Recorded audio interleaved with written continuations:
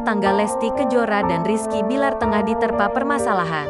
Pasalnya Lesti Kejora melaporkan dugaan kekerasan dalam rumah tangga (KDRT) Rizky Bilar ke pihak kepolisian.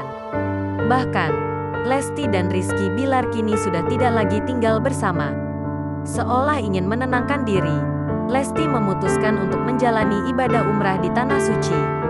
Tak sendiri, dia ditemani keluarga dan Ustaz Subki. Momen Lesti Kejora umrah terungkap dalam video dan foto yang beredar di media sosial. Kuasa hukum Rizky Bilar, Ade Efril buka suara mengenai kabar Lesti Kejora umrah. Ade Efril mengaku heran dengan keberangkatan Lesti Kejora tersebut. Padahal, sang pedangdut dikabarkan dalam kondisi sakit parah.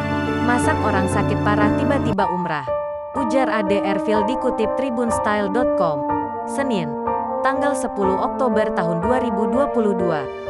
Diketahui, pedangdut Lesti Kejora kini sedang berada di Mekah untuk menjalankan ibadah umrah. Kepergiannya ke Tanah Suci pasca mengalami dugaan kekerasan dalam rumah tangga (KDRT) dari sang suami, Rizky Bilar. Lesti Kejora menjalankan ibadah umrah bersama dengan keluarganya. Sementara itu, Ade Efril menyayangkan Lesti Kejora pamit ke suaminya hanya melalui WhatsApp.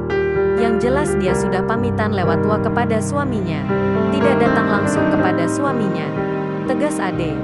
Dikutip pada kanal YouTube Cumi Cumi, Minggu, tanggal 9 Oktober tahun 2022. Apalagi kondisi Lesti Kejora baru pulang dari rumah sakit setelah mendapat perawat akibat luka KDRT.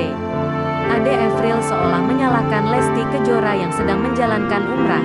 Sekarang netizen dan masyarakat aja tanyakan seperti apa masak orang sakit parah tiba-tiba umrah, ujar Ade. Orang yang sakit apalagi psikisnya itu tidak bisa kemana-mana. Ini klien saya si Rizky Bilar yang awalnya nggak sakit jadi sakit. Tekanan mental gara-gara laporan Lesti dan hinaan dari netizen, sambuang Ade.